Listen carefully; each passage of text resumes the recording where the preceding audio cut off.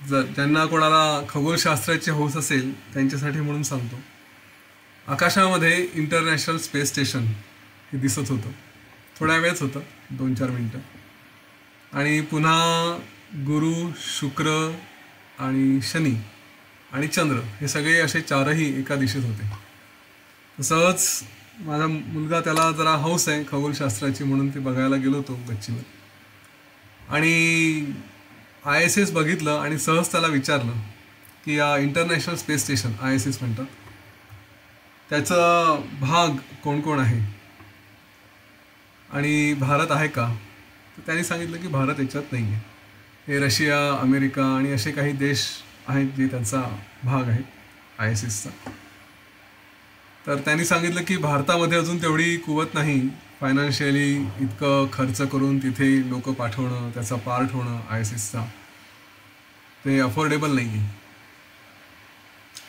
हा जो काही आपला सगळा प्रयत्नांचा विषय चालला आहे, हा जो काही पुरुषोत्तम होण्याचा विषय चालला आहे, हा अचानक डोक्यात आला त्यावेळेस की एकेकाळी जगाला मार्गदर्शक असणारा, आजही आपण योग आणि अध्यात्माच्या बाबतीत मार्गदर्शक आहोत, पण एकेकाळी सर्व बाबतीत मार्गदर्शक असणारा हा देश आज अजून सर्व क्षेत्रात पुढे जायचं आहे.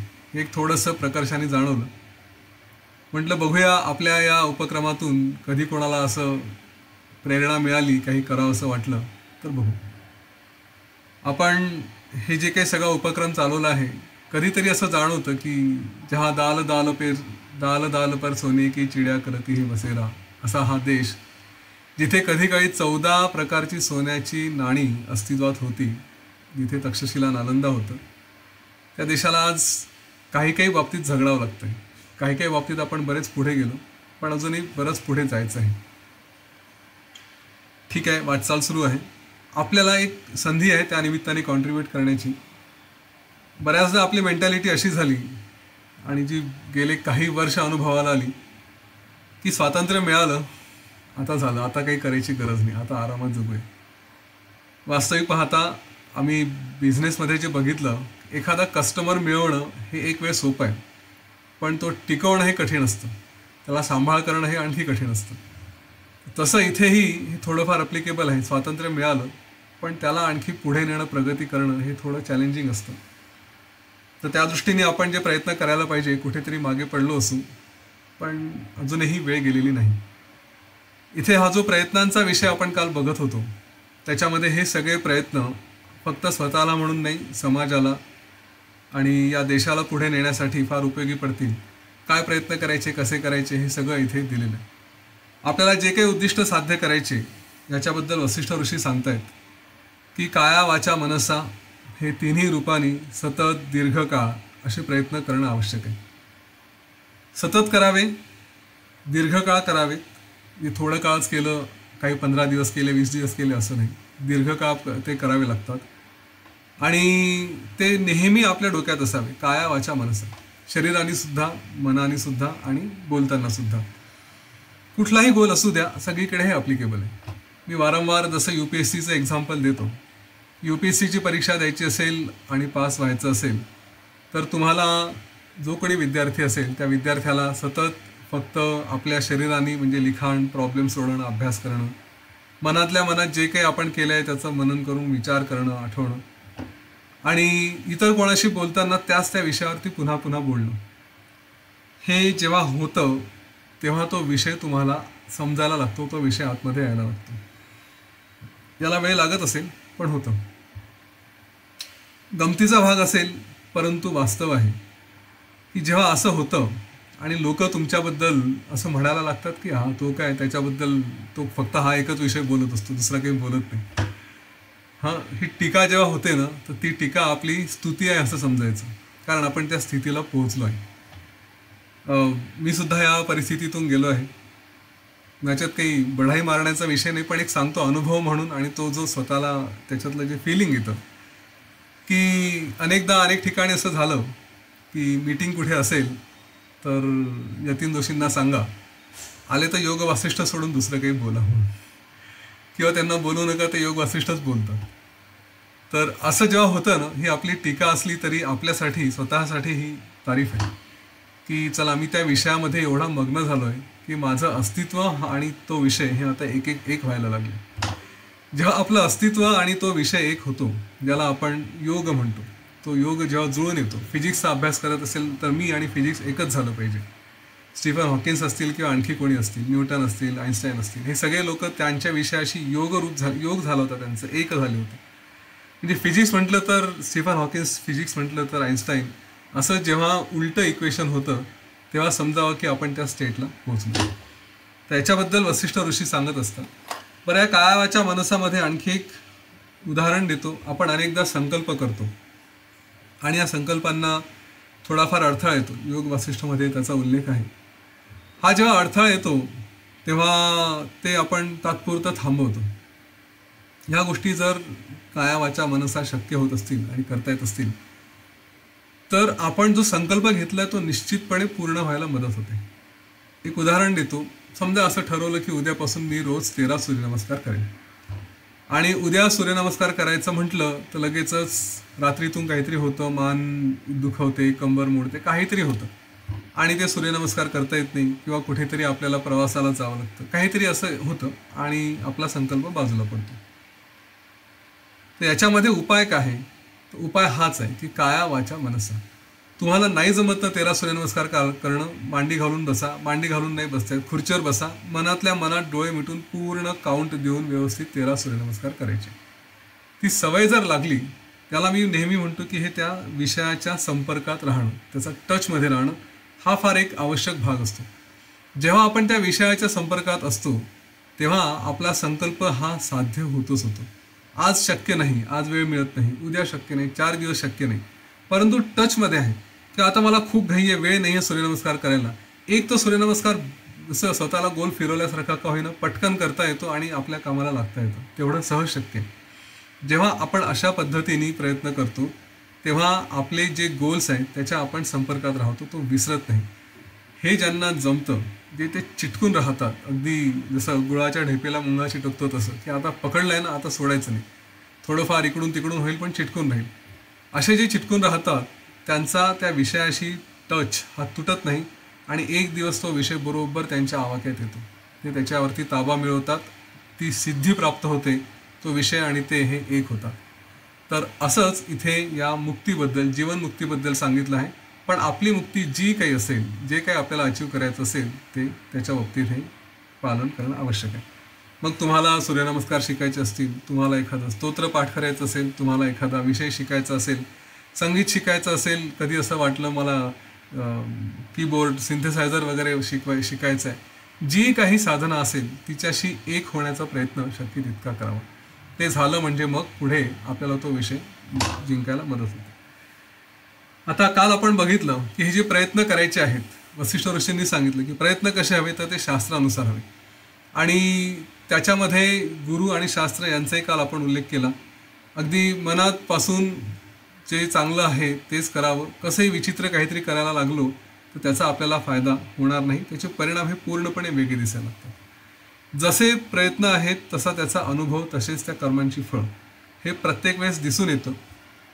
असंही होतं की आपण जेव्हा काही कर्म करतो त्यावेळेस आपले पूर्वीचे कर्म हे आपल्या फळाला येतात, ते कधी आपल्याला आडवे येतात, कधी सपोर्ट करतात आणि त्याचा हा जो काही परिणाम आहे या सगळ्या कर्मांचा, त्यालाच दैव म्हटलेलं आहे, त्यालाच आपण नशीब म्हणतो.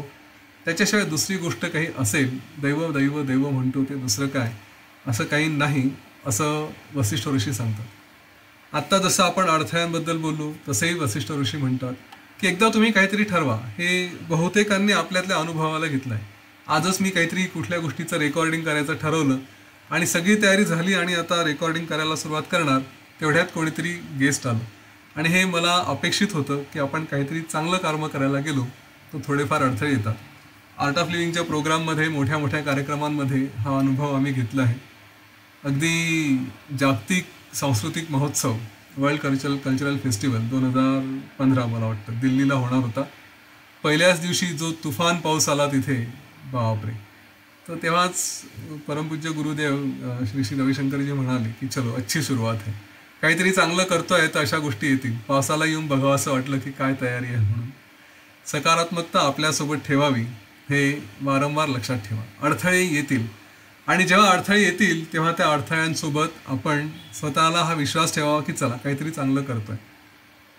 अडथळे कुठल्या स्वरूपाचे असू शकतात, कुठल्याही स्वरूपाचे असू शकतात. काहीतरी कोणीतरी, आणि हा प्रसंग लक्षात घ्या आणि हे थोडंसं त्याचं रिलेशन जे काही होतं आहे हे समजून सकारात्मकतेने बघायला शिका. खरं म्हणजे योग वसिष्ठमध्ये ना आपण आत्ताशी सुरुवातीला आहोत, पण ह्या सगळ्या गोष्टी मी पुन्हा सांगेल, हे जे फाउंडेशन आहे, आपल्याला पुढे जे विषय घ्यायचे आहेत त्या विषयांसाठी ह्या संबंधित गोष्टी ह्या फार आवश्यक आहेत. तर एखादा विषय तुम्ही घेतलं, तुम्हाला वाटलं की आपल्याला वाटलं चला आपण योग वासिष्ठ वाचायला सुरुवात करू. कुठले तरी अडथळे येऊ शकतात.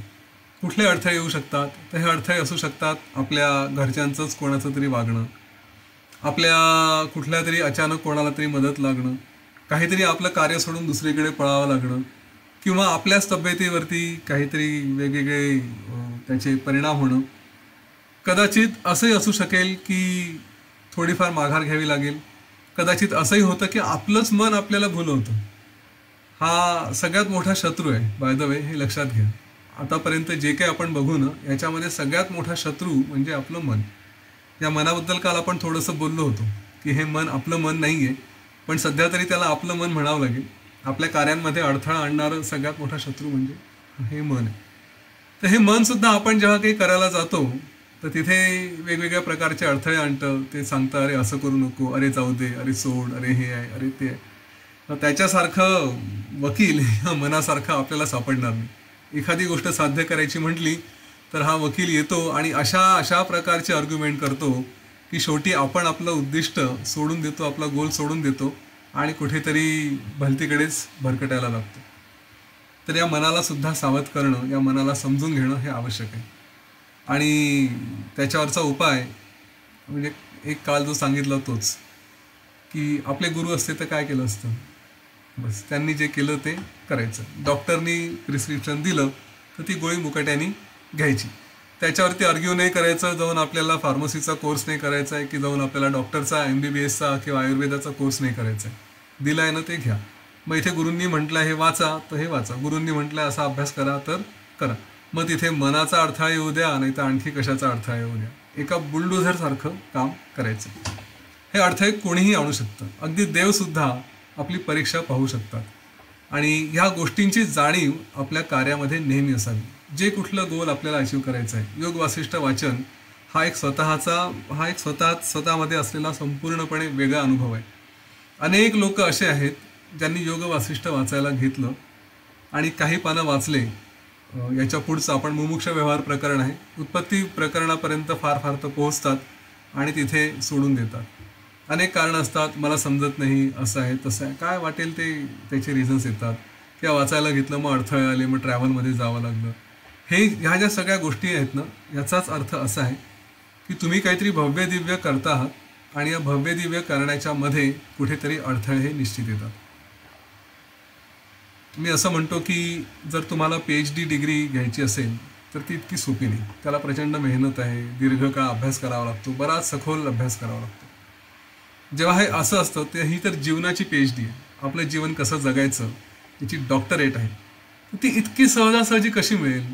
हातात घेतलं पुस्तक, 4 दिवस 5 दिवस वाचलं आणि संपलं असं होणार नाही. थोडेफार अडथळे हे निश्चित येऊ शकतात. पण जेव्हा अशी परिस्थिती येते, जेव्हा आपल्याला भीती दाखवली जाते, जेव्हा आपल्याला भुलवलं जातं, काहीतरी संकटं येतात, एखाद्या वेळेस 4 दिवस थांबावं लागतं, अशी जेव्हा परिस्थिती येते तेव्हा फक्त स्वतःला सूचना करायच्या की मी अजून माझ्या उद्दिष्टापासून दूर गेलो नाही, मला याच्यावर कंटिन्यू करायचं आहे. हे आज जमत नाही, उद्या करेन. मग मी याच्यावर काही छोटे छोटे उपाय जसे सांगतो की तुम्ही प्रवासात आहात, ट्रॅव्हलमध्ये नाही जमत आहे, पुस्तकाचे मोबाईलवर फोटो काढता येतात, स्मार्टफोन आहे, फोटो काढायचे आणि प्रवासात जेवढं जमेल तेवढं वाचायचं. आजकाल अनेक प्रकारचे संत हे आपल्याकडे त्या व्हिडिओच्या माध्यमातून, यूट्यूबच्या माध्यमातून उपलब्ध आहे. नाही वाचणं जमत ना, कानाला लावून त्यांचं प्रवचन ऐकत बसायचं. त्या विषयाच्या संपर्कामध्ये राहणं हे फार आवश्यक आहे. तुम्ही बाहेर रोज फिरायला जायचं ठरवलं, नाही जमत आहे, पाऊस आला, काही आलं, घरातल्या घरात तेवढ्या वेळ फेऱ्या मारायच्या, हे केलं पाहिजे. जेव्हा आपण त्या संपर्कात राहतो तेव्हा अडथळे दूर झाले की आपण आपल्या गोलवरती पुन्हा कंटिन्यू होतो. पण उलटं जर केलं की अरे आज ही अडचण आहे, उद्या ती अडचण आहे, असं करत करत आपण जेव्हा ती सवय सोडतो तेव्हा अडचणी नसल्या तरी ती सवय तशीच राहते आणि त्याच्यामुळे आपल्या हातातून जे चांगले कर्म घडायचे आहेत ते घडत नाही, ते राहून जातात. त्यामुळे येणं केनं प्रकारेण जसं जमेल तसं आपण जो संकल्प केला आहे त्याच्या संपर्कामध्ये राहण्यासाठी पूर्ण प्रयत्न करावे लागतात. जेव्हा आपण असं ठरवतो कुठले अडथळे आले किंवा काही आलं तर समजावं की आपले कुठले जुने प्रयत्न असतील, जुने आपले कर्म असतील, ते थोडे अडथळा आणू शकत आहेत. पण त्यावेळेस हेही लक्षात ठेवावं की आज माझ्याकडे शक्ती आहे. आज माझ्यात असलेली ही शक्ती माझ्या कालच्या सगळ्या कर्मांवरती मात करू शकते. लक्षात घ्या, कालचे कर्म हे थांबलेले आहेत. म्हणजे 10वीचा मुलगा असेल आणि त्यांनी 10वीला मॅथमॅटिक्सचा व्यवस्थित अभ्यास नाही केला, 11वी 12वीमध्ये त्याला पुन्हा गणित करायचं आहे, तर तो तिथे रडत नाही बसू शकत की अरे मी 10वीत व्यवस्थित अभ्यास केला नाही, आता मला आयुष्यात मॅथमॅटिक्स कधीच जमणार नाही. असं जर म्हणायला लागला तर त्यांनी सोडून दिले प्रयत्न, तर सोडून दिले. पण त्यांनी म्हटलं की ठीक आहे, 10वी संपली, आता मी पास झालेलो आहे, जे काही मार्क मिळाले असतील, जो काही विषय राहिला असेल ते माझं कर्म, जे मला नाही समजलं ते. परंतु आत्ता या क्षणी माझ्याकडे तर भविष्य आहे, आत्ता मी या क्षणी काही करू शकतो. या क्षणी मी इतके प्रयत्न करेल की तो 10वीचा राहिलेला अभ्यास पूर्ण करेल, 11वीचाही करेल आणि 12वीचाही करेल. हे सगळं कारण फ्रीडम आहे. ते नियती शास्त्र काय असेल ते असं, ते गणित तुम्हाला म्हणणार नाही की तू 10वीत केला नव्हता ना आता आयुष्यभर येणार नाही, अजिबात नाही. मागचे कर्म थांबलेले आहेत, ते वाढत नाही आहेत. इथून पुढे तुमच्याकडे पूर्ण फ्रीडम आहे. जेवढं दूर जायचं तेवढं दूर तुम्ही जाऊ शकता. तुम्हाला जे जे करायचं ते सगळं स्वातंत्र्य आपल्या हातात असतं. त्यामुळे आपण पुढे जे काही अचीव करायचं ते निश्चित करू शकतो. ही भावना आपल्या मनात ठेवावी. आणि हे फार सोपं आहे. पूर्वीचे कर्म त्याला आजच्या शुभकर्मांनी आपल्याला जिंकता येतं. काल मी खूप खाल्लं, अजीर्ण झालं, तर याचा अर्थ आता आयुष्यभर अजीर्णच कॅरी करायचं असं नाही, आज उपवास करायचा, जमून जातं, मला शक्य आहे. हे जेव्हा आपल्या लक्षात येतं, जेव्हा आपण याच्यातून असा प्रयत्न करतो, ह्या गोष्टी समजतात, तेव्हा मात्र मग आपलं सगळं जे जुनं कर्म आहे ते टाळून, ते पुसून आपल्याला नवीन गोष्टी धारण साधता येतात. यासाठी उत्साह आणि सद्बुद्धी यांच्यावरचा आपला विश्वास सोडू नये. ह्या दोन्ही गोष्टी आपल्यासोबत असू द्याव्यात. एक सहज प्रश्न येतो की एवढे प्रयत्न करायचे कशाला, हा उपद्व्याप कशाला करायचा. मला वाटतं याच्यावर बोललोही असेल. तर जेव्हा हा प्रश्न मनात येतो तेव्हा स्वतःला एक प्रतिप्रश्न असा विचारावा की प्रभू श्रीरामांनी हे सगळं का केलं, श्रीकृष्णाने एवढं सगळं का केलं, आजचे जे कोणी संत आहेत ते सगळे संत जे काही करतायत ते का करतायत. मग ते गौतम बुद्ध असू द्या, शंकराचार्य असू द्या, आत्ताचे संत श्री श्री रविशंकरजी असू द्या, आणखी कोणी संत महात्मे आहेत, मध्ये ज्ञानेश्वर होते, स्वामी विवेकानंद होते, समर्थ रामदास होते. यांनी सगळ्यांनी हे एवढे मोठे मोठे पराक्रम का केले, त्यांना सोडून देऊ शकले असते. पुन्हा तोच विषय, मला जर प्रश्नांची उत्तरं मिळत नाही तर मोठ्या लोकांकडे बघावं आणि त्यांनी असं का केलं याचं उत्तर शोधताना सापडलं तर ठीक आहे. पण एक वस्तुस्थिती स्वीकारावी की यांनी केलं आहे ना, मी पण करावं. कशानं, माझ्याकडे 2 चॉईसेस आहेत. एक तर शांतपणे बसून राहा, सगळं सोडून द्या, आस करा, नाही तर त्यांच्यासारखं कर्म करत राहा. नाहीतरी दोन्ही गोष्टी करून जीवन तर पुढे जाणारच आहे ना, राईट. असं करून काय विचार मिळणार नाही आणि न करूनही काही मिळणार नाही. त्यामुळे मग करण्यात काय हरकत आहे. कमीत कमी आपण एक समाधान राहील की उद्या पश्चाताप होणार नाही. आज काळ निघून गेला आणि नंतर असं वाटलं अरे मी असं करायला हवं होतं, मी तसं करायला हवं होतं, मी मोठे पराक्रम करायला हवे होते, असं नंतर वाटलं तर पश्चाताप होऊ शकतो. त्याच्यामुळे एक पराक्रम केले तर निदान पश्चाताप होणार नाही. असं कधीही वाटणार नाही की फुकटच एवढं सगळं केलं म्हणून, हे कधीच होणार नाही. हा देह नाशिवंत आहे, शरीर संपणार आहे, या गोष्टीची जाणीव सतत मनात ठेवली तर माणूस शांत बसणं हे अशक्य आहे. सतत तिथे काम करत राहील. अनेक लोक असे आहेत की जे केवळ आपलं आपलं आपलं छोटंसं, मला छोटंसं हवं, मला छोटंसं ते हवं, या भानगडीत आपलं आयुष्य संपूर्णपणे घालवत बसतात, काहीही करत नाही. जसे बाकी प्राणी जन्माला येतात तसेच हेही प्राणी जन्माला येतात, त्यांच्यासारखंच आयुष्य जगतात, खातात पितात झोपतात, काय असतील ते संसार वाढवतात, झालं, आयुष्य संपलं. ह्यापेक्षा पलीकडे नेण्यासाठी म्हणून वसिष्ठ ऋषी सांगतायत की ह्या शास्त्राच्या मार्गाने जा आणि शास्त्र तुम्हाला स्वतःच्या गुरूंच्या रूपाने दाखवतात. जेव्हा शास्त्र निर्माण झालं आहे ना, योग वासिष्ठ हा 32,000 श्लोकांचा ग्रंथ आहे. 32,000 श्लोकांचा ग्रंथ जेव्हा निर्माण झाला तर ते सुद्धा फार मोठं कार्य आहे. हे शास्त्र स्वतःचंच एवढं मोठं कार्य आहे ज्याचा आपण अभ्यास करतो. भगवद्गीता एवढी मोठी आहे जिचा आपण अभ्यास करतो आपणही त्या पातळीला जायला काय हरकत आहे. एक दिवस आशा करतो की आपल्यातलंच कोणीतरी, आपल्यातल्याच कोणाला तरी प्रेरणा देईल, पुढे जाईल. कदाचित ISS मध्ये आपलाच मेंबर असेल तिथे. भारतातून एक दिवस गुगल येईल, भारतातूनच एक दिवस फेसबुक येईल, अशी आशा करायला काय हरकत आहे. प्रेरणा आपल्यातच आहे, बाहेरून कशाला कोणाला हवं. काही काही लोक हे अशी भाषा करतात की बस मला देवानीच प्रेरणा दिली, हं, की हे सगळं काही करायची गरज नाही, मी आरामात बसेल, देवानीच सांगितलं मला काही करू नको म्हणून. देव आणि दैव यांनी कोणी काय सांगितलं हे माहिती नाही. पण जे लोक असे करतात ना, जे निराशाजनक जगतात, त्यांच्याकडे लक्ष्मी पाठ फिरवते आणि चालली जाते. लक्ष्मीच काय, नारायण पण सुद्धा पाठ फिरवतात, कारण प्रत्येक गोष्टीला कर्म आणि प्रयत्न लागतात. नारायण सुद्धा प्रयत्नांशिवाय प्राप्त होत नाही, लक्ष्मी सुद्धा प्रयत्नांशिवाय प्राप्त होत नाही. आणि जीवनात समृद्धी नसते. लक्ष्मी हे समृद्धीचं एक काय उदाहरण आहे, त्याचे एक लक्षण आहे. त्यांच्याकडे लक्ष्मी आहे, काहीतरी कारण आहे त्यांच्याकडे लक्ष्मी आहे म्हणून. तर अशाच ही गोष्ट समजून घ्यावी आणि कुठलेही कारण न देता सरळ सरळ सरळ सरळ जे काही आपलं कर्म आहे ते सगळ्या प्रकारच्या संकटांवरून मात करून पुढे जाऊ. जे लोक दैवाचं नाव घेतात त्यांनी मोठ्या लोकांचं चरित्र वाचलं नाही किंवा बघितलंच नाही, माहितीच नाही अशी असतात. ज्यांना छत्रपती शिवाजी महाराज माहिती आहेत ते लढायचं थांबणार नाही, ते लढतीलच आयुष्यभर. कुठे कितीही प्रसंग येऊ द्या, पक्के राहतील. ज्यांना या सगळ्या गोष्टींची जाणीव नाही त्यांना वसिष्ठ ऋषी सरळ सरळ मनुष्य देहधारी पशु असंच म्हणतात. ते म्हणतात की केवळ आहे तसं जीवन जगलो तर आपण काहीही करू, कुठेही जाऊ, स्वर्गात जाऊ, नरकात जाऊ, काय करायचं. त्यांना फक्त पशु आहे, पशु म्हणता येईल.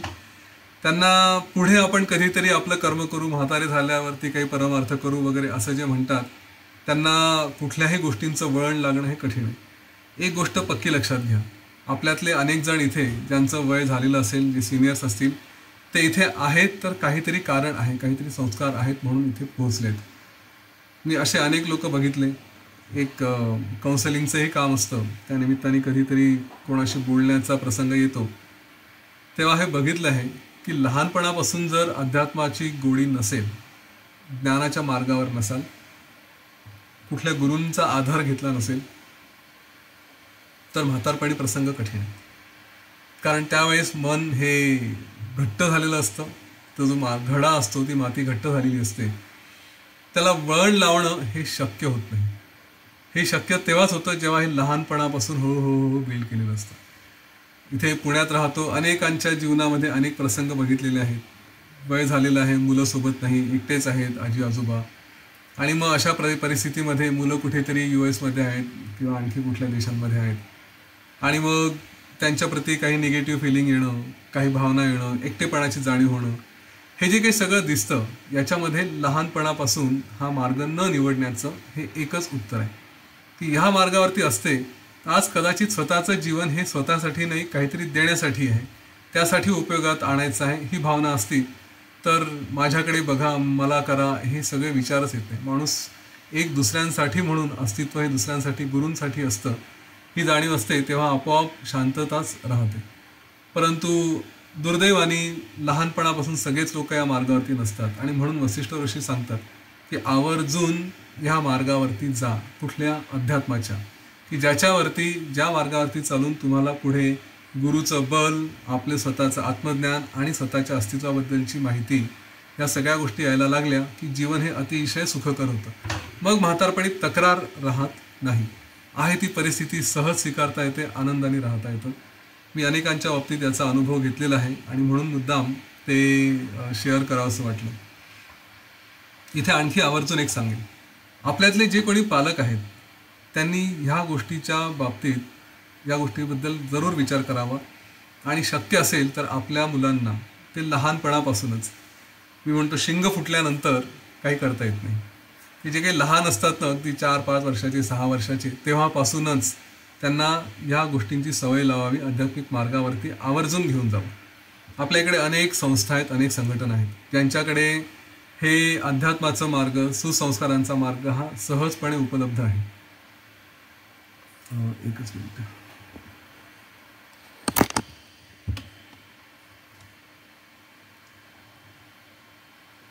सध्याची परिस्थिती अशी आहे की आजूबाजूला सगळंच निगेटिव्ह गोष्टींचं बंबार्डमेंट होत असतं.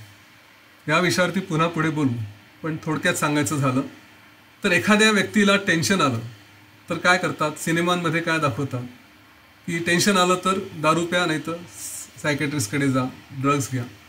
काही अफेअर झालं, बायकोनी अफेअर केलं, नवऱ्याने अफेअर केलं, दारू प्या. आजकाल तर स्त्रियांनाही दारू पिताना प्रमोट करतायत, खास करून हे जे over the top OTT platforms आहेत, अमेझॉन प्राईम, नेटफ्लिक्स वगैरे वगैरे.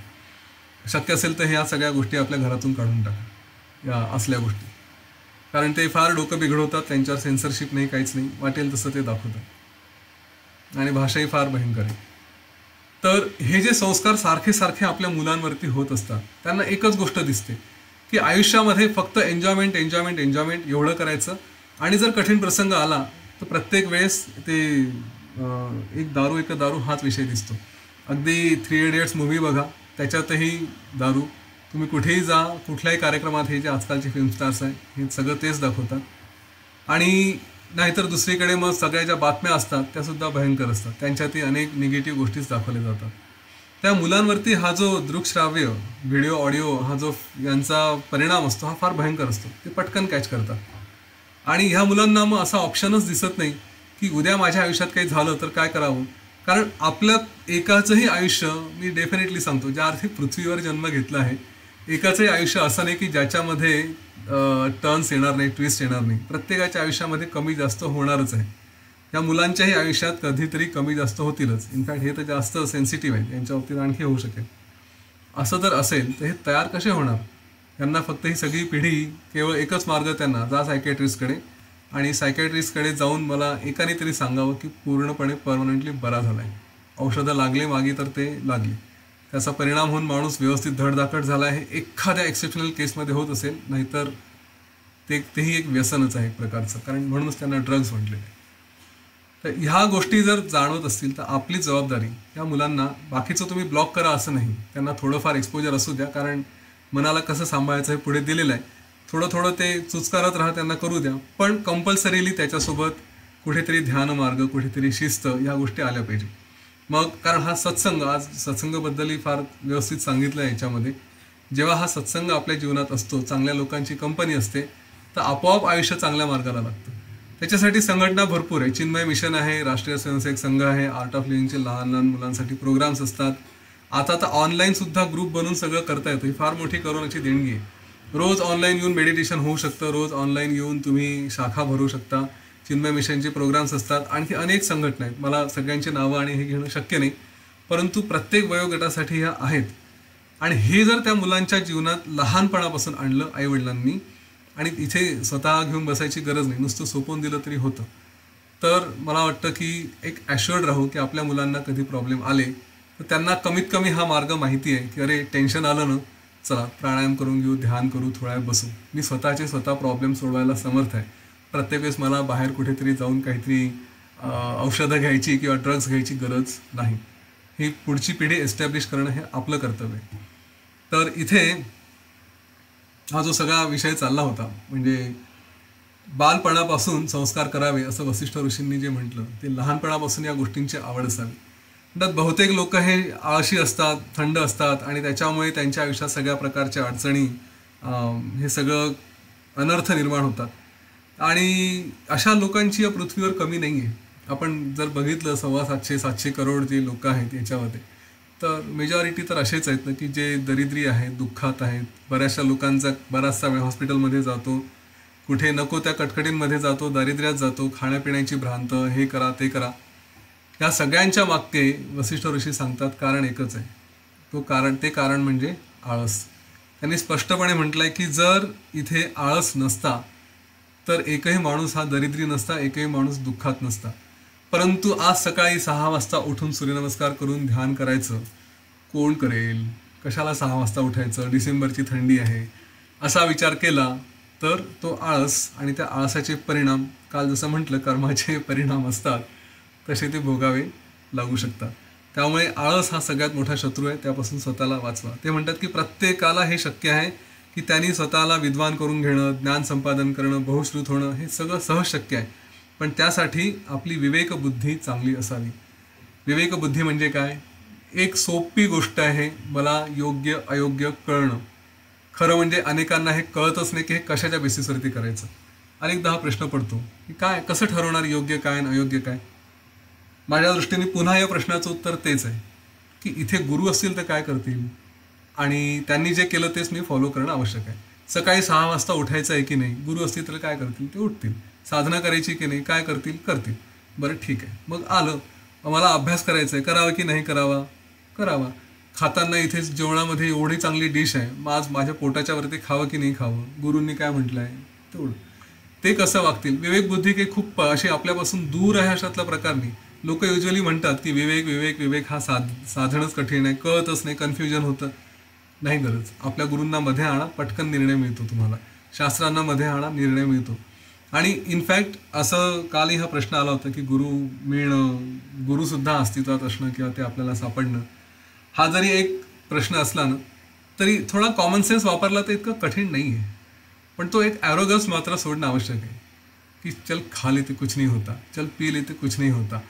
हे जे फिलिंग आहे ना, हे हा जो उर्मटपणा आहे, हा जो ॲरोगन्स आहे, याच्यावरती मात्र मात करणं आवश्यक आहे. आणि ती मात या मार्गानेच होते, शिस्तीच्या.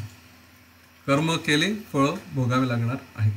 आणि म्हणून असं म्हटलंय की हे जे आपले विवेकाच्या माध्यमातून चांगल्या सत्पुरुषांचा सहवास करावा, व्यवस्थित चांगले प्रयत्न करावे, आत्मज्ञान प्राप्त करून देणारे जे काही ग्रंथ असतील ते ऐकावे, त्यांच्याबद्दल वाचन करावे, त्यांचं मनन करावं आणि त्याच्यानंतर त्याच्यावरती अभ्यास करून पुढे जावं.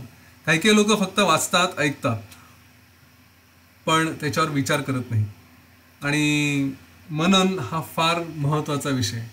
मला मागे असंच कोणाचा तरी फोन आला होता की आम्ही ऐकतो, वाचतो, फार छान वाटतं, तेवढं 1 तासापुरतं तुमचं प्रवचन फार छान वाटतं, परंतु त्याच्यानंतर परिणाम होत नाही. दुसऱ्या दिवशी तिसऱ्या दिवशी झालं की पुन्हा तेच. तर मनन हा विषय राहून जातो. मनन हा फार आवश्यक आहे. मनन म्हणजे काय, मी जे काही ऐकलं वाचलं त्याच्यावर विचारसुद्धा करणं आवश्यक आहे. थोडा वेळ बसावं, विचार करावा आणि मग पुढे जावं. बरं, हे जे प्रयत्न आहेत हे आपल्याला काही असं इन्फायनाईट चालू ठेवायचे आहेत अशातला प्रकार नाही. हे किती करायचे तर हे काही काळापुरते असतात. या प्रत्येकाचं लिमिट ठरलेलं आहे. पुस्तक वाचायला घेतलं तर ते सुद्धा काही पानांचं आहे, असं अगणित पानं आहेत अशातला प्रकार नाही आहे. तसंच जे काही आपले प्रयत्न आहेत त्या प्रयत्नांची मर्यादासुद्धा ठरलेली आहे. आत्मसाक्षात्कार हवा असेल तर तो सुद्धा एका मर्यादेपर्यंत गेल्यानंतर निश्चित मिळतो. आपल्याला जसं अभ्यास असेल तर एका लिमिटपर्यंत जाऊन तो अभ्यास झाला की आपल्याला त्याची फळं, त्याची सिद्धी ही प्राप्त होते. त्यामुळे असं अमर्याद काम करावं लागणार आहे, इन्फायनाईट आहे अशातला प्रकार नाही आहे. आपण प्रयत्न केले तर आपल्याला त्याचे फळं हे लवकर मिळतील. त्यासाठी मार्ग मात्र हे जितके एफिशियंट करता येतील, जितके चांगले करता येतील ते करावे. सदाचरण असावं, साधू सज्जनांची संगती असावी, त्यांनी जे जे काही सांगितलं संतांनी त्यांचं उपदेशाचं पालन करावं. आणि त्याशिवाय आपल्या कधी कधी आपल्या कर्मांमध्ये इकडचे तिकडचे फळं येऊ शकतात. तर अशा प्रसंगी थोडं निराश व्हायचं नाही की ओके हे होणार आहे, काही लाभ झाला तर त्याच्याबद्दल अटॅचमेंट नाही, कधी नुकसान झालं तर त्याच्याबद्दल तिरस्कार नाही. हे सगळं करत आपले जे शास्त्र आहे त्या शास्त्रांचं अनुसरण करत करत करत करत पुढे जावं. जे लोक असे करतात, जे आपला प्रयत्न सोडत नाही, त्यांच्यासमोर जगातले सगळे सुख हात जोडून उभे राहतात असं योग वासिष्ठामध्ये म्हटलेलं आहे. हे आपण बघितलं आहे. कधी रतन टाटांचे विचार ऐका त्यांनी, आणि आणखी हे जे कोणी सगळे ज्यांनी स्वतःला प्रूव्ह केलं आहे, बिझनेसमॅन असू द्या नाहीतर गुरु असू द्या, ह्या सगळ्यांनी आपल्या आपल्या क्षेत्रात हे त्यांच्या क्षेत्रातले गुरु हे सिद्ध, त्यांनी जेव्हा हे अचीव केलं ना तर त्यांना काही कमी अडथळे नाही आले. प्रत्येकाच्या जीवनात काही ना काही अडचणी आल्या आहेत, पण याचा अर्थ असा नाही की सगळं सोडून दिलं म्हणून. पुन्हा उभे झाले, पुन्हा प्रयत्न केले. या बाबतीत विश्वामित्रांचं उदाहरण इथे एका ठिकाणी आलं आहे, आपण त्याच्याबद्दलही बोलूया. विश्वामित्रांचं गोष्ट आपल्यापैकी बऱ्याच जणांना माहिती असेल. एक गाधीपुत्र, गाधी नावाच्या राजाचे पुत्र असलेले विश्वामित्र, जन्माने क्षत्रिय, आणि त्यांना ब्रह्मर्षी व्हायचं होतं. ब्रह्मर्षी होण्यासाठी त्यांनी जे जे प्रयत्न केले, किती फ्रस्ट्रेशन आलं असेल. सगळ्या गोष्टींचा सिक्वेन्स मी सांगू नाही शकत, परंतु कधीतरी मेनका येते, काम वासना आपली बलवत्तर होते, तिच्या मागे लागतो, तपश्चर्या भंग पावली. कधीतरी वसिष्ठ ऋषींशी भांडण होतं, क्रोध वाढतो, तपश्चर्या भंग, त्याचे फळं गेली. कधीतरी रंभा येते, ती आपल्यावरती काहीतरी प्रभाव टाकायला जाते, पुन्हा तिच्यावरती क्रोध, तपश्चर्या भंग. हे असं करत करत इतके फ्रस्ट्रेशन्स आणि इतक्या याच्यातून ते विश्वामित्र गेले, पण तरीही त्यांनी आपला गोल सोडला नाही. एक करायला जावं मागे यावं, करायला जावं मागे यावं, हेच करत करत त्यांनी पण शेवटी ब्रह्मर्षी झाले ते झाले, होऊन दाखवलं त्यांनी. सगळ्या प्रयत्नांनी शेवटी ते अचीव केलं.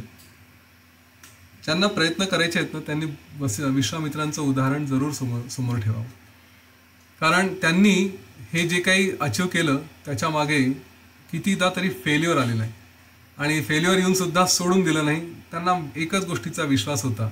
योग वासिष्ठातलं जे पुढचं प्रकरण आहे, उत्पत्ती प्रकरण, त्याच्यामध्ये हा विश्वास दिलेला आहे की तुम्हाला जे हवं आहे ते प्राप्त होऊ शकतं. प्रयत्न करत राहणं एवढं मात्र तुमच्या हाती. तुम्ही प्रयत्न करत राहा, जे म्हणाल ते तुम्ही साध्य करू शकाल. आणि त्या बाबतीत हे विश्वामित्रांचं उदाहरण फार छान आहे.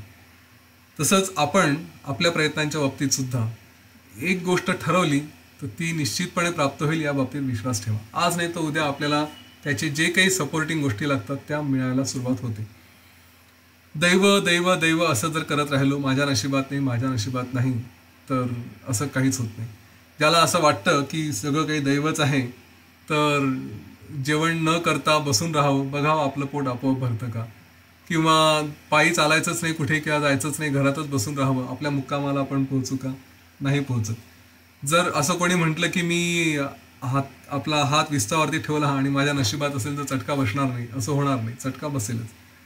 हे जर सगळं दैव करत असेल तर मग आपण आपले कार्य करायचे कशाला, असं जर म्हटलं तर काहीही होत नाही. त्यामुळे वसिष्ठ ऋषी सांगतात की या जगामध्ये कोणालाही केवळ दैवानी असं काहीही मिळालेलं नाही. प्रत्येकाला जे मिळालं आहे ते त्याच्या प्रयत्नांनी. दैव म्हणजे काय, हे काही असं एखादी वस्तू आहे की एखादा आकार आहे की काही दिसतं, अजिबात नाही. हे केवळ आपण आपल्या सोयीनुसार ज्या ठिकाणी, ज्याला आपण देश म्हणतो, स्थळ म्हणतो, आणि ज्या काळात जे काही कर्म करतो त्यांचे जे काही फळं येतात ते फळं म्हणजेच आपले दैव. त्यालाच ते फक्त आज मिळतील किंवा उद्या मिळतील, काही जे काही जेव्हा केव्हा प्राप्त होतील तेव्हा. आणि मी हे केलं आणि यासाठी मला असं असं फळ मिळालं काल, जसं आपण बघितलं, तर असं होत नाही. त्या प्रत्येक गोष्टीचे फळ तशी तसे असतात असं आवश्यक नाही आहे. कधी कधी एखादी अचानक घडणारी घटना घडते आणि आपल्याला मग असं वाटतं, लॉटरी लागली फॉर एक्झाम्पल, किंवा कोणी शेअर मार्केटमध्ये असेल त्यांनी शेअर घेतला आणि तो असा झुमकन वरती गेला असं वाटलं, तर त्याला म्हणायचं का माझं नशीब आहे. तर कुठेतरी या ठिकाणी आपले पूर्वीचे प्रयत्न, पूर्वीचे कर्म हे आपला प्रभाव दाखवत असतात, एवढंच समजायचं. एखादी दुर्घटना घडली किंवा एखादी सुघटना घडली तरी सुद्धा तिथे पूर्वीचेच काहीतरी कर्म होते, त्याच्यामुळेच जे साध्य होत आहे ते साध्य होत आहे.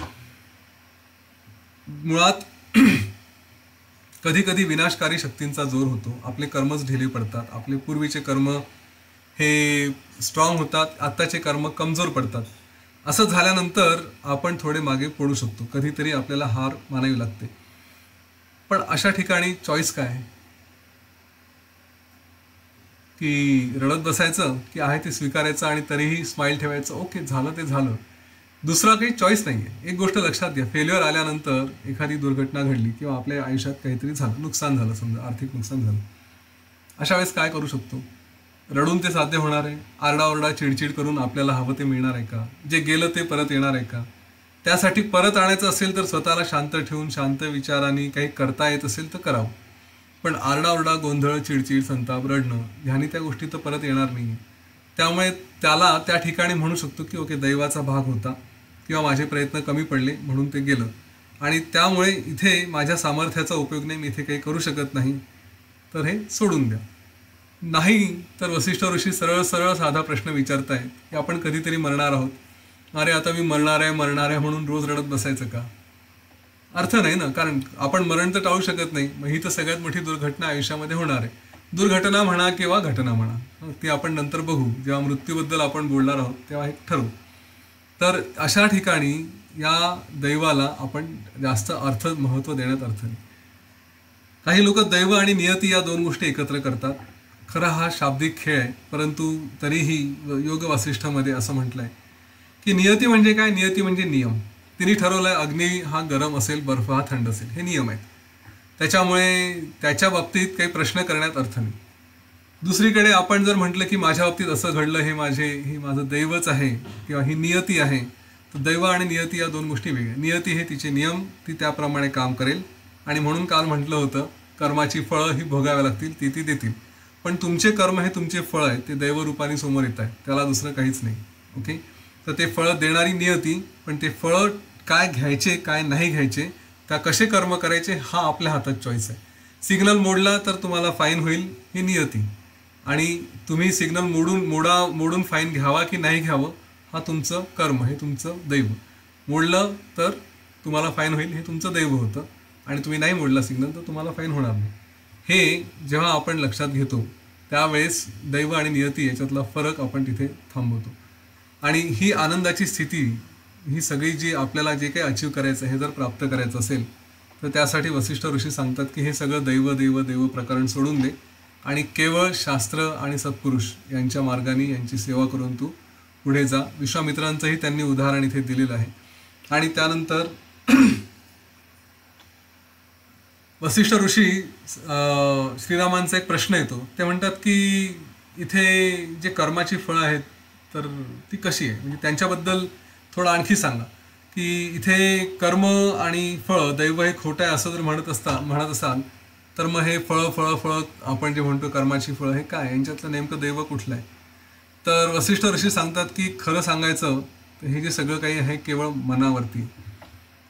या सगळ्या गोष्टींचा जो उदय होतो तो होतो आपल्या वासनातून, आपल्या इच्छांमधून, आणि आपल्या वासनाच ह्या आपल्या कर्माच्या रूपाने समोर येतात. त्यांनी असं म्हटलंय की एखादी वासना प्रबळ झाली, मला आज बसल्या बसल्या असं वाटलं की गुलाबजाम खाऊया, आणि गुलाबजाम खाण्याची इच्छा झाली तर ही माझी इच्छा प्रबळ झाली. इथे अजूनपर्यंत माझ्या हातून कर्म घडलं नाही, परंतु आता इच्छा प्रबळ झाल्यानंतर घरात असतील तर मग मला डायबिटीस असेल किंवा काही असेल तरी मी गुलाबजाम खायला सुरुवात केली, आणि ही गुलाबजाम खाणं म्हणजे माझ्या मनाने ही जी वासना आहे ही वासना पूर्ण करण्यासाठी माझ्या मनाने आपल्या शरीराच्या इंद्रियांच्या माध्यमातून हे सगळं जे आपलं स्वतःचं कर्म करणं ह्यालाच काय म्हटलेलं आहे, इथून हे कर्म आणि ह्याचे जे काही फळं येणार आहेत ते दैव. त्या दैवांसाठी ही वासना कारणीभूत असते, आणि ही वासना आपल्या मनाच्या माध्यमातून हे सगळं काम करतात. तर मग प्रभू श्रीराम विचारतात की ते सगळं खरं आहे, पण मग ही मुक्ती, या वासनापासून मुक्ती वगैरे हे सगळं कसं काय करायचं, ते जेव्हा मिळेल तेव्हा मिळेल, आता तर मला वासना माझ्यावरती बलवत्तर आहे, ती तर मला अडकवते. तर इथे वसिष्ठ ऋषी सांगतात की ही जी वासनारूपी नदी आहे ही दोन मार्गांनी वाहते, शुभ आणि अशुभ, आणि आपल्या कर्मांनी आपल्या प्रयत्नांनी ह्या नदीला वारंवार शुभ मार्गांनीच वळवावं. हे काही कठीण नाही आहे. अशुभ मार्गाने जी नदी जाते ती आपल्याला डेफिनेटली अनर्थाकडे घेऊन जाते, आणि जसं आपल्या लक्षात यायला लागलं की माझ्या वासना ह्या चुकीच्या दिशेने चाललेल्या आहेत, तिच्यावर ताबडतोब नियंत्रण मिळवायचं, ताबडतोब प्रयत्न करून तिला शुभ दिशेने नेण्याचा प्रयत्न करायचा. हे कामसुद्धा मनच करू शकतं. आपल्यात कधी हा प्रश्न येईल की मनच जर स्वतःच भरकटत आहे तर मनानेच मनाला कसं आवरायचं, हो ना, हा प्रश्न येऊ शकतो. योग वसिष्ठमध्ये याचं उत्तर पुढे आलेलं आहे. मुळात आपण मध्ये एकदा बोललो होतो, भिंत आहे, या भिंतीवरती हातोडे मारत राहणं आवश्यक आहे. जे काही आपले संस्कार असतील हे मन ज्या वाईट दिशेने जात आहे त्या दिशेच्या विरुद्ध दिशेने त्याच्यावर हातोडे मारले की ती बरोबर दिशा आपल्याला जी पाहिजे तिकडे वळायला सुरुवात होतं. त्यांनी म्हणून म्हटलंय की काय करावं हे सांगितलं आहे, सध्या कसं करावं हे योग वासिष्ठमध्ये पुढे नंतर आलेलं आहे. त्यांनी हेच म्हटलं की ही जी नदी आहे अशुभ मार्गाकडे जायला लागते, तिला जोराचा प्रयत्न करून तिला शुभ मार्गाकडे वळवावी. त्यासाठी मनाचं सगळं सामर्थ्य, सगळा जोर आपला इकडे खर्च करायचा, म्हणजे शुभ वासनेची शक्ती ही वाढते, आणि त्यामुळे आपल्याला आपलं मन हे सहज आवरता येतं. त्या दृष्टीने जेव्हा हे कसं साध्य करता येईल तर याच्यासाठी अभ्यास लागेल. हा प्रश्न आपल्या पुढच्या काही सेशनमध्ये अवश्य येईल की सेशन करताना तर फार छान वाटतं पण दुसऱ्या दिवशी आहोत तसेच असं वाटायला लागतं. मग हे कसं होईल, हे मला होईल की नाही, हे साध्य होईल की नाही, मनाची स्थिती बदलेल की नाही, शंका या सगळ्या येणार आहेत. या ज्ञानावरती शंका घेऊ नका. मुळातच हे सेशन, हे सत्र हे 50-60 दिवस चालतील, तर 50-60 दिवसांनंतर निश्चितपणे फरक जाणवायला लागेल. एक लक्षात घ्या, सततचा अभ्यास हाच एक मार्ग आहे. पुन्हा पुन्हा मी तेच वाक्य सांगेल, आणि हे वाक्य माझं कित्येकदा या योग वसिष्ठमध्ये येईल की ही जी अज्ञानाची भिंत आहे ही तोडण्यासाठी आपला ज्ञानाचा हातोडा हा सतत मारणं म्हणजे अभ्यास करणं, हा हातोडा रोज रोज रोज रोज नियमितपणे मारत राहणं एवढंच आपल्या हातात आहे. या बाबतीत विश्वास ठेवा की एक दिवस ही अज्ञानाची भिंत तुटून पडेल. ती तुटल्याशिवाय राहणार नाही. पण हे काम नियमितपणे सतत दीर्घकाळ करत राहणं आवश्यक आहे. हा सरळ सरळ अभ्यास. एकदा हा अभ्यास केला की वासना शांत होतात, मन शांत होतं आणि त्याच्यानंतर मग मी कोण ह्या बाबतीत हळूहळू आपल्याला जाणीव निर्माण व्हायला लागते. मग कळतं की अरे मी तर तो परमात्मा स्वरूप आहे, आनंद घन आहे, तेच माझं स्वरूप आहे. असा निश्चय झाला की त्याच्यानंतर मग आपल्याला कुठल्याही वासनांची गरज राहत नाही. एक सहज होऊन जातं. आता ह्या प्रश्न येईल की माझं जर स्वरूप ते आहे, परमानंद स्वरूप आहे, तर मग वासना कशाला? तर मी म्हणेल स्वरूप आहे हे माहिती आहे, त्याची जाणीव आहे का? एरवीच्या जगात जगताना असं जाणवतं का की आपण त्या स्वरूपात आहोत? जोपर्यंत ते रिअलायझेशन होत नाही, जोपर्यंत तो अनुभव येत नाही, तोपर्यंत या वासना आपल्या ठेवाव्या लागतील. कुठल्या? शुभ वासना. शुभ वासना ठेवायच्या. शुभ वासना म्हणजे मला वाचन करायचं आहे, मला सद्गुरूंसोबत राहायचं आहे, मला काय म्हणतात प्रवचनं ऐकायचे आहेत, मला आपल्या मार्गाने जायचं आहे, नियमितपणे ही साधना करायची आहे. हे सतत सतत ह्या शुभ वासना ठेवून त्या मार्गांवर चाललं. एकदा त्या पदाला पोहोचले की मग हळूहळू या वासनासुद्धा सोडून द्याव्या लागतात. मग काही कुठल्या गोष्टींची गरज नाही. मग तर जीवन एक हे अस्तित्व होतं. जीवन हे जगणं हा प्रश्नच येत नाही. लक्षात घ्या, आपण तिथे फक्त आपलं अस्तित्व राहील, मुद्दाम काही करायची गरजच पडत नाही. ही जेव्हा अवस्था येते तेव्हा मग या वासना वगैरे सुद्धा आपोआप सुटायला लागतात. तर इथे आज आपण थांबूया. या विषयावरती पुढे वसिष्ठ ऋषी सांगतात की प्रयत्नांचं नेमकं स्वरूप काय. म्हणजे मी तुला म्हटलं की हे प्रयत्न कर, असं कर, पौरुष प्रयत्न करा, असं वसिष्ठ ऋषींनी सांगितलं आहे. पण नेमके त्यांचं स्वरूप काय, ते कसं त्यांचा फॉलो करायचं, कसं त्यांच्यावर प्रयोग करायचा, हे सगळं आणि आणखी पुढे बऱ्याच गोष्टी आहेत या आपण उद्या वाचू, उद्या बघू. योग वासिष्ठमध्ये सांगेल पहिले 2 प्रकरणं म्हणजे मुमुक्ष व्यवहार आणि वैराग्य. हे फार महत्त्वाचे आहेत, फार चांगले आहेत. त्यांच्यावरती जास्तीत जास्त वेळ जाईल. पुढे आपण जसे जसे आणखी काही काही प्रकरणं बघू तर त्याच्यात बऱ्याचदा अनेक असे खोल अवास्तव वर्णन आहेत, ते बऱ्यापैकी अवॉइड केले जातील. पुन्हा मुळात फोकस हा जो कठीण विषय आहे त्यांना फक्त स्पर्श करून पुढे जायचा, कारण तुमचा इंटरेस्ट राहिला पाहिजे. नाहीतर कठीण विषयांमध्ये जर ते डोक्यावरून जाणाऱ्या गोष्टी सांगायला लागलो तर मग विषयातून रस जायला नको. आपण दोन्ही गोष्टींची सांगड घालत जाऊ, थोडंसं इकडे तिकडे करत करत हळूहळू हळूहळू आपण पुढे जाऊया. आजच्या दिवस आपण इथे थांबू. आज नेहमीसारखंच थोड्या वेळ आपण एक काही मिनटं ध्यान करू, विचार करू या सगळ्या गोष्टींवरती आणि पुढे जाऊया. योग वासिष्ठामध्ये थोडा सुरुवातीला असं वाटेल रिपिटेटिव्हनेस आहे, प्रयत्नांबद्दल वारंवार वारंवार सांगितलं जाईल. परंतु माझा मुख्य विषय हा प्रयत्न आणि त्याच्यातून सिद्धी आणि त्याच्यातून पुरुषार्थ हा विषय असल्यामुळे याच्यावरती मला अवश्य भर द्यावासा वाटतो. आजचं उदाहरण मी सांगितलं, जसं ISS इंटरनॅशनल स्पेस स्टेशन इथे भारत नाही, तर ही थोडी खेदाची गोष्ट वाटली. पण ठीक आहे, आपण प्रयत्न करतो आहे. पुढे कोणी ना कोणी काही ना काही निश्चित करू शकेल अशी आशा करूया. आता इथे थांबू, डोळे मिटून घेऊ, शांत बसू थोड्या वेळ. आपल्या श्वासावरती लक्ष ठेवूया.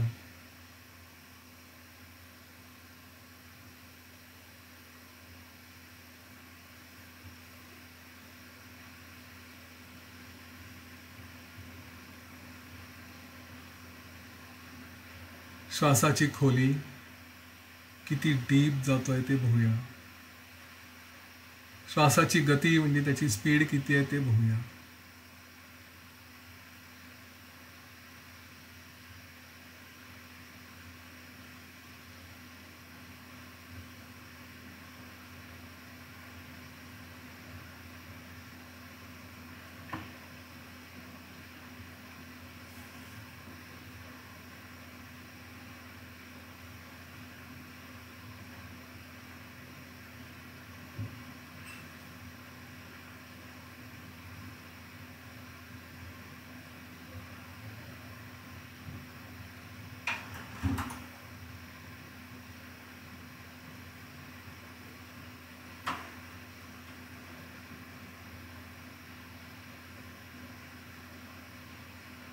ज्याला दैव म्हणतात असं काहीच नाही.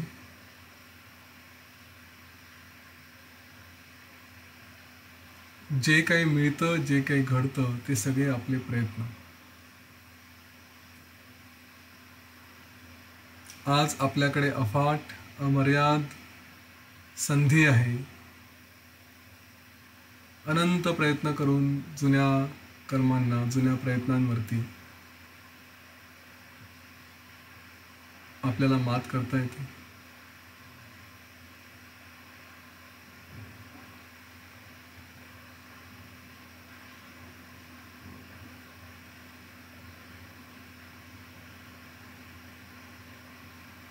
ह्या गोष्टीवर विश्वास ठेवून, आणि हा वास्तविक अनुभव पण आहे तो लक्षात घेऊन, योग्य प्रयत्नांनी, शुभ प्रयत्नांनी, गुरु आणि शास्त्रांच्या मार्गाने अथक प्रयत्न करून आपलं उद्दिष्ट साध्य करून घ्यावं. आपले ग्रंथ जसं जीवनातलं सगळ्यात श्रेष्ठ उद्दिष्ट म्हणजे मुक्ती ह्याच्याबद्दलच बोलतात. ते कुठलेही ग्रंथ असू द्या.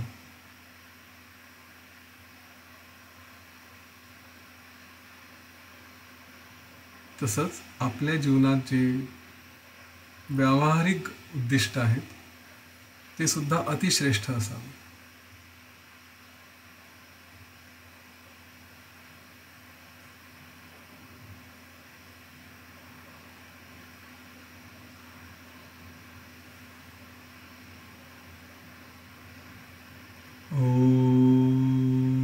गुरवे नमः.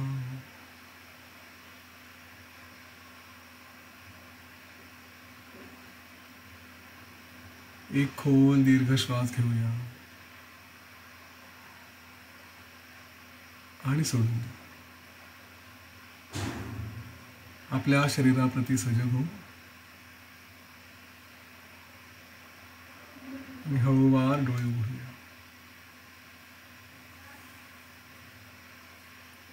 जय श्रीराम, जय गुरुदेव.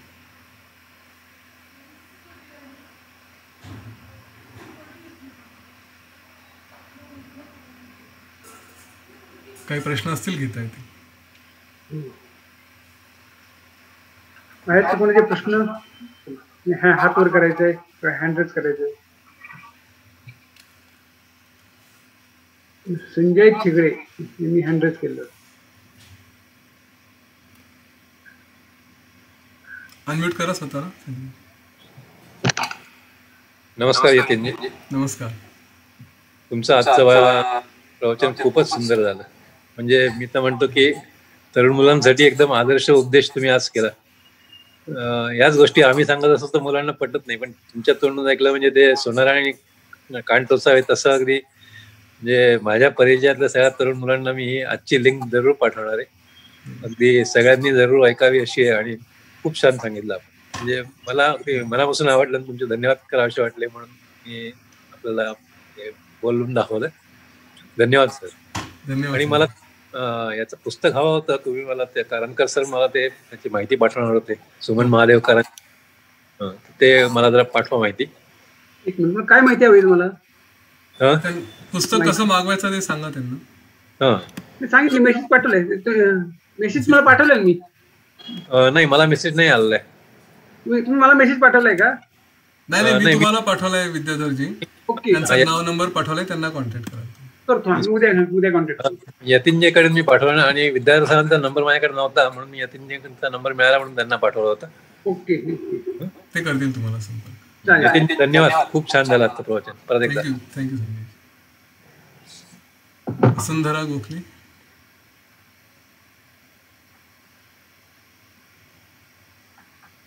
हा, अनम्यूट करा स्वतःला. वसुंधरा गोखले. याच्यामध्ये प्रेयर्सचा रोल काही आहे का? हो, आहे, निश्चित आहे. सगळ्यांना स्थान आहे. आपण कुठल्या स्थितीमध्ये आहोत त्याच्यावरती आहे.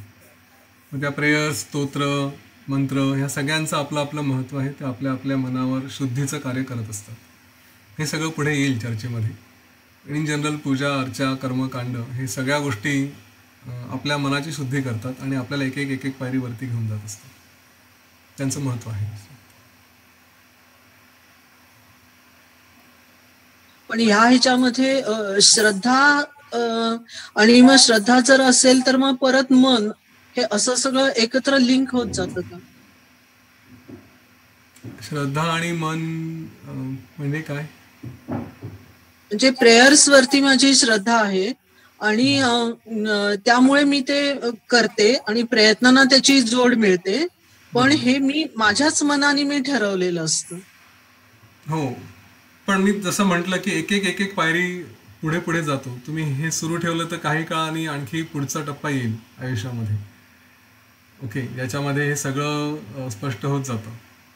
तर सध्या तुम्ही प्रेयर्स करता आहात, जरूर करा. तुम्हाला काही काळानंतर त्याच्यात काय म्हणता येईल, आणखी ती जाणीव व्हायला लागेल की अरे आणखी याच्या पुढे जाऊ. कारण प्रेयर्स, मंत्र हे सगळे बाहेरच्या गोष्टी आहेत. हो, आतल्या बाजूला जाणं, ध्यानाकडे आपला प्रवास करणं, ही एक हा एक प्रवास असतो आपल्या ध्यानाकडे जाण्याचा, आतमध्ये जाण्याचा. तर तो साध्य होतो. त्याच्यामुळे प्रत्येक गोष्टीचं महत्त्व आहे. सगळ्यांनाच अचानक उठून ध्यान करणं, मेडिटेशन करणं किंवा असल्या गोष्टी शक्य होत नाही. त्यासाठी कधीतरी कुठेतरी कुठून तरी सुरुवात करावी लागते. त्यामुळे आज तुम्ही ज्याच्यात आहात ते तुमच्यासाठी योग्य आहे. ते काही गैर किंवा असं नाही किंवा याच्यात लेव्हल्स आहेत अशातले प्रकार नाही. हा प्रवास मी म्हणेल पुढे पुढे फक्त एका उद्दिष्टाकडे जात असतो, पण तो सगळा चांगलाच आहे. ह्याच्यावरती आहे, उत्पत्ती प्रकरणामध्ये सगळं दिलेलं आहे. पुढे येईलच, येईल, या सगळ्या गोष्टी येतील. धन्यवाद. नव्याजी. डॉक्टर शोभा पंत. ओके, हा, अनम्यूट करा. फरक थोडासा क्लिअर नाही झाला. स्वतःला अनम्यूट करा प्लीज. परत सांगा काय म्हणला. झालं, अनम्यूट झाले त्या. अनम्यूट झालाय. हा, दैव आणि नियती याच्यातला फरक मला जरा अजून नीट डिफरन्स कळला नाही. दैव म्हणजे कर्माची फळं आणि नियती म्हणजे नियम.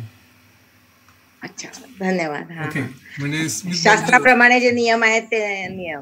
हा, ओके. आपल्या कर्माची फळं आपलं दैव. दैव हे वैयक्तिक आहे. माझ्यासाठी माझं दैव आहे, तुमच्यासाठी तुमचं दैव आहे.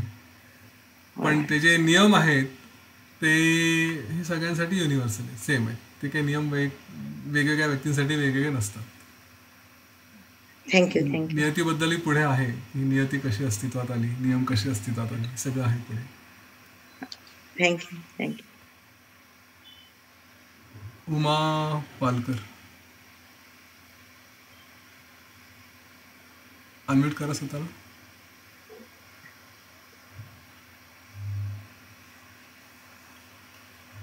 नमस्कार. तुम्ही जे श्वासावर लक्ष ठेवायला सांगता तर तुमचा ध्यानाला उपाय खूप चांगला आहे. किंवा तुम्ही जे म्हणता की तुम्ही फक्त श्वासावर लक्ष ठेवा, तो आपोआप सरळ होईल. तुम्ही जेव्हा मनाचं कॉन्सन्ट्रेशन करून ही गोष्ट करता तेव्हा ते जसं सरळ होईल. तसंच काल सगळेजण विचारत होते की आम्हाला काही गुरु लगेच भेटतं असं नाहीये. दर प्रश्नाचं उत्तर दिलंय तो तिथे असेल असं नाही. गुरु असला तरी तो संसाराच्या ह्याच्यातल्या सगळ्या डिफिकल्टीची उत्तरं तुम्हाला देणार नाही. पण गुरु हा स्वतःच सुद्धा असतो असं अरबिंदोंनी सांगितलं. तर तुम्ही त्याच ध्यानामध्ये शांत बसून सकाळी उठल्याच्या नंतर जर का तुम्ही तो प्रश्न समोर आणलात की ह्याचं उत्तर काय आहे किंवा ह्या ठिकाणी मी कसा वागू किंवा काय करू, तर ते उत्तर तुम्हाला आतूनच येईल. दुसरं तुम्ही जे कर्मांची लढाई सांगितलं ते छान झालं.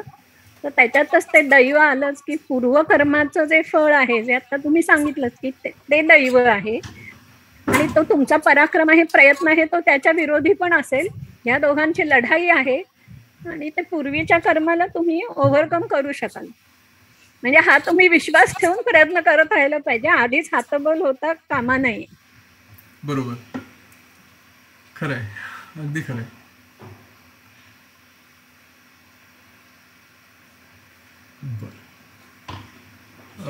मकरंद जोशी, अनम्यूट करा स्वतःला. नमस्कार. माझा असा प्रश्न आहे की मन कुठं असतं? आणि मन आणि बुद्धीमध्ये काय पूर्ण अंतर, म्हणजे काय अंतर असतं? सॉरी, काय म्हटले तुम्ही? मी एक प्रश्न वाचत होतो, माझं लक्ष नव्हतं. मन कुठं असतं, मन आणि बुद्धीमध्ये काय अंतर आहे? मन हे कुठेही सापडत नाही. ओके. आणि मुळात योग वासिष्ठच्या तत्वांप्रमाणे जायचं झालं तर मन हे नाहीच आहे. आपण पुढे एक गोष्ट येईल तेव्हा कळेल की कोणाला दाखवा की मन कुठे आहे असं सांगायचा प्रश्न येईल तिथे, तर नाही येणार. मन आणि बुद्धीमध्ये काय फरक आहे तर बुद्धी ही नियंत्रण करते, मन हे स्वैर आहे. मन कुठेही केव्हाही जाऊ शकतं, आपल्या नियंत्रणात नसतं. परंतु त्या मनाच्या नंतर इंद्रिय जे आपले सेन्सेस, त्यांनी जे काही करायचं असेल तर त्याच्यावरती नियंत्रण करण्याचं काम बुद्धी करते. मी गमतीने नेहमी असं सांगतो की एखादा तरुण मुलगा रस्त्यावरती उभा आहे, सुंदर मुलगी दिसली आणि शिट्टी वाजवावीशी वाटली, तर मनाला शिट्टी वाजवावीशी वाटणं हे काही नियंत्रणात नाही, वाटते. परंतु त्याच्यानंतर ती वाजवावी की नाही याच्यावरती बुद्धीचं नियंत्रण येतं. लगेच बुद्धी कामात येते आणि ती सांगते की असलं काही करू नको, फटके खाशील. त्या दोन गोष्टी वेगवेगळ्या आहेत. ठीक आहे. अनुसया चांडोले, अनम्यूट करा स्वतःला.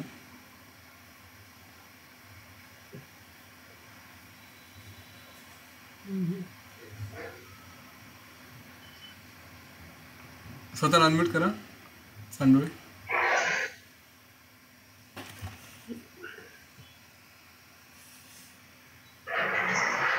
नाही जमत आहे. बरं ठीक आहे. उर्मिला, स्वतःला अनम्यूट करा प्लीज. हरिओम. कीर्ती सर आणि करंजकर सर, तुम्ही इथे सांगितलं लहान मुलांना लहानपणापासूनच सवय पाहिजे अध्यात्माला, आपण त्यांना गोडी लावायला, की ते उतार वयामध्ये त्यांना ते सोबत करीत. आणि हे पण सांगितलं तुम्ही युवा पिढी पार्ट्यांच्या मागे असं वाईट मार्गाला जाते. आता उदाहरणार्थ म्हणजे 31 डिसेंबर या रेव पार्ट्या वगैरे चालतात.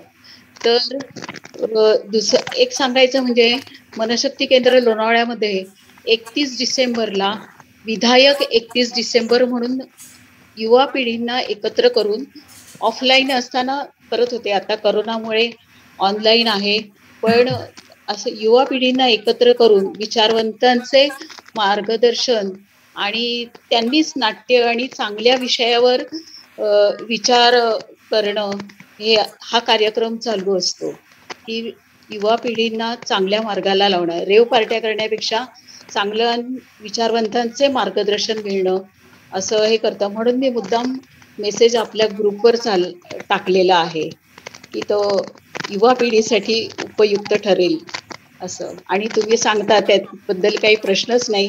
देणाऱ्याने देत जावे, घेणाऱ्याने घेत जावे, घेता घेता देणाऱ्याचे हात पण घ्यावे. हे खूप छान उपक्रम आहे आपला. तुम्हा दोघा सरांना धन्यवाद. धन्यवाद. हा, चांडोळे मॅडम तुम्हाला बोलता येईल? हो, जय गुरुदेव सर. जय गुरुदेव. खूप छान सांगतात तुम्ही. मला एक प्रश्न पडला. तुम्ही म्हणला की चांगले कर्म करून जुने कर्म पुसता येतात. तर मग जुने कर्म पुसता येतात तर मग संचित कर्म भोगावेच लागतात असं म्हणतात, ते कसं? प्रारब्ध कर्म म्हणतात या जन्माचे. तर आपले कर्म भोगावेच लागतात असं म्हणतात आणि मग पुस्तक कसं येतात, हे हा प्रश्न आहे. काही काही कर्म हे भोगावे लागतात, त्यात वाद नाही. काही काही कर्म हे पुढे ढकलले जातात. काही काही कर्मांच्या बाबतीत असं आहे की ते गुरुकृपेमुळे त्यांचा परिणाम कमी होतो. तर या सगळ्या विषयांवरती आपण पुढे चर्चा होणार आहे. मुळात एखाद्या फळाला, एखाद्या कर्माला आपण कसं बघतो हे आपल्या हातात आहे. म्हणजे एकच गोष्ट आहे आजारी पडणं किंवा काय, पण त्या क्षणात ते एन्जॉय करणं आणि त्याला फळ म्हणून समजावं की नाही समजावं इथपर्यंत योग वासिष्ठ घेऊन जातं. ज्या गोष्टीला दुःख समजतो ते दुःख नसून माझ्यासाठी चांगली गोष्ट आहे ही जर मनाची अवस्था असेल तर मग हा जो प्रश्न आहे हा प्रश्नच नाही होत की मला कर्माची फळं म्हणजे काय, माझ्यासाठी हे वाईट झालं म्हणून आपण त्याला माझ्या कर्माचं किंवा वाईट कर्मांचं फळ आहे असं मानतो. पण आपली मनाची अवस्था अशी असेल की माझ्यासाठी वाईट काही होतच नाही, जे होत आहे ते सगळं चांगलंच होत आहे, तर मग त्या कर्मांची फळं हा विषयच नाही होत. योग वसिष्ठ तिथपर्यंत घेऊन जातं आपल्याला की आयुष्यात जे होत आहे ना तो सगळा उत्सव आहे, एकदम आनंदी. म्हणजे एखादा हॉस्पिटलमध्ये जाऊन पडला ॲक्सिडेंट होऊन तरी सुद्धा तो म्हणेल नाही काहीतरी आराम करायचा होता म्हणून इथे आलोय, बाहेर खूप उड्या मारत होतो, तर देवानी गुरूंनी मला पाठवले की आता रेस्ट घे जरा थोडासा, मस्त AC मध्ये झोप, TV वगैरे बघ, आयुष कर. असा मेसेज जर आपलं मन सांगत असेल तर तो त्या ॲक्सिडेंटला कर्माचा फळ, कर्माचा परिणाम म्हणून बघणार नाही, तिथे एन्जॉय करेल. योग वसिष्ठ तिथे घेऊन जातो.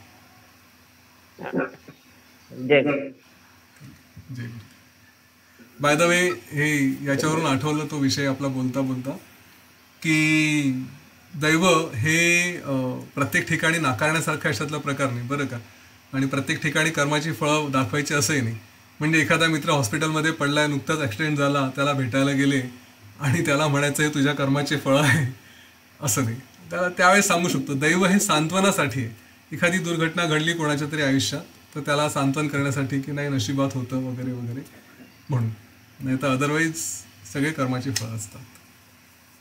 ठीक आहे, चालेल, चला थांबूया आपण. Yes sir. जय श्रीराम. चला उद्या भेटू सगळेजण. जय श्रीराम. जय सर्वांनी वेळेत जॉईन करायचंय, बरोबर 8 वाजता आपण सुरू करता येईल. जय श्रीराम.